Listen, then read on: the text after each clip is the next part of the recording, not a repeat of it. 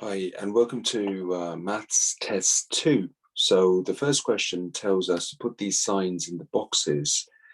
So the sum is actually correct.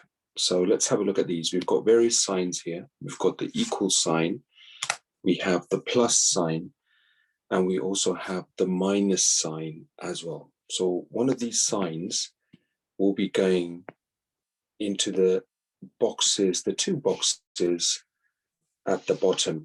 So let's say, for example, we start off with 90.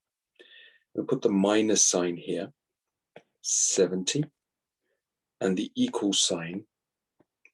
So 90 take away 70. Let's do a quick calculation to make sure that this is correct. So 0 take away 0 is 0. 9 take away 7 is 2.